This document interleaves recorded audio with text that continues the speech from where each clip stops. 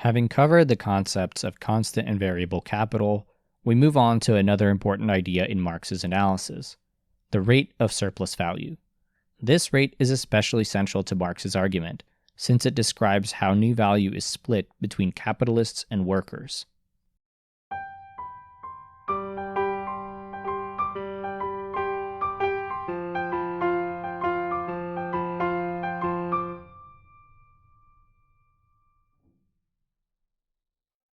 To arrive at the rate of surplus value, Marx sets up the following example.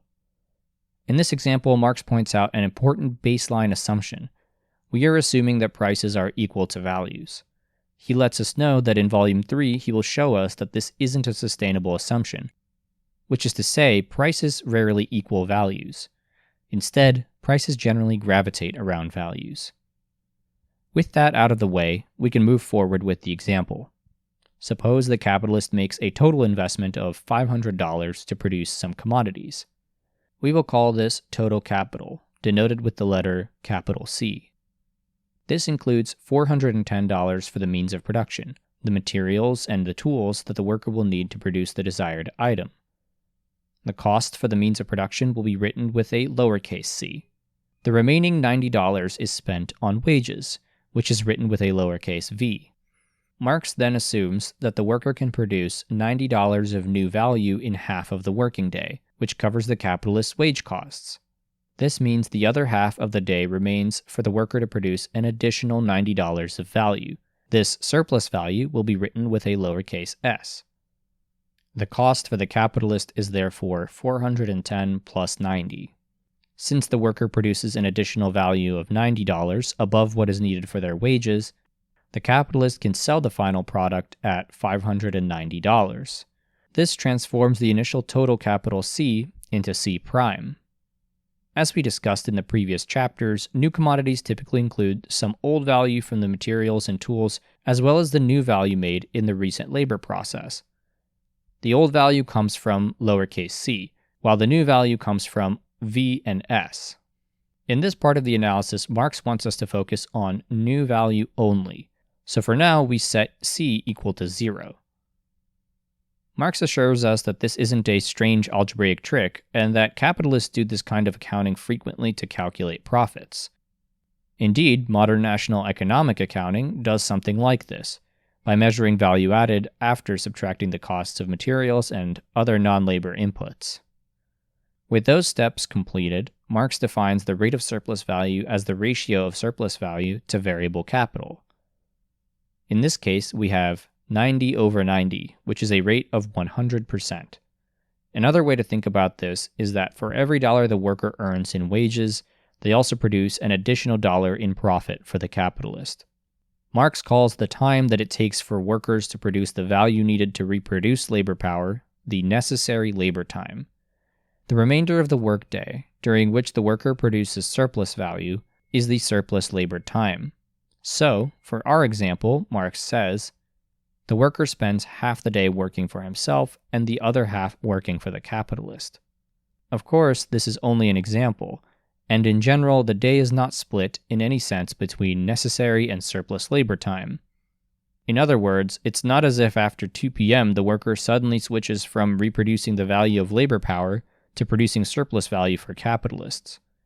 Marx frames it this way as a helpful shorthand. Marx pays extra attention to this confusion by spending much of the rest of the chapter showing why we can't think of the workday as split up in this way. In fact, we can use many different units to think about the final product.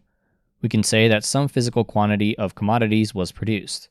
We can say some number of labor hours were used. We can say some dollar value of commodities was made.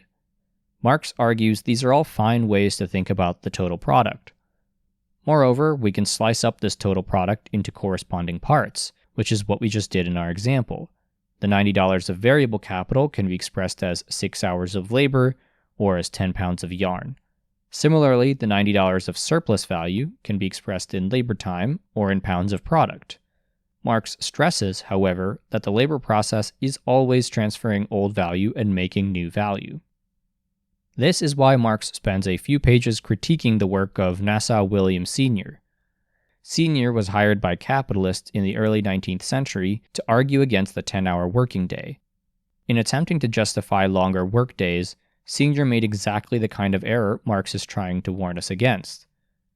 Senior argues that workers produced profits only in the last hour of the 11.5-hour workday. Workers supposedly spent the first 10.5 hours reproducing the value of the means of production, as well as the value of labor power. It was only in the last part of the day that workers added profits for the factories. For that reason, Senior argues that reducing the workday by 1.5 hours would render all enterprises in Britain unprofitable and create a major economic crisis. Marx ridicules this and explains that the labor process always includes both the transfer of old value from the means of production and the creation of new value by workers. Workers do not spend most of the day reproducing the value of the means of production. In other words, at any given hour, workers are transferring value and creating value, part of which pays for their own labor power, while the other part makes up profits for capitalists. Reducing the workday would just scale down daily production, but it wouldn't change the rate at which workers produce surplus value.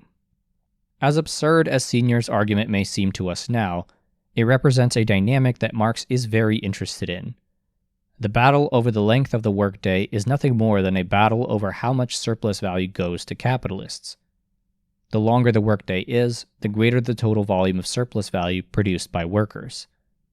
This is why the length of the workday mattered so much to British industrialists of Marx's time, and why it still matters to companies today. It is also why the next chapter, titled The Working Day, is as long as it is. This video is brought to you by Means TV, a worker-owned, anti-capitalist streaming service. If you want to help Means TV build a viable haven for leftist media and enjoy its excellent selection of content, we strongly encourage you to sign up for our membership. By clicking the link below and signing up, you would be supporting both Means TV and our channel. The link offers you 20% off of your first month or 20% off of the annual plan. By subscribing, you would be paying into the establishment of an alternative, anti-capitalist media space. You would also be directly supporting our channel. And, of course, you would get access to incredible content. If you're able to spare $7 a month, this is an excellent use of that money.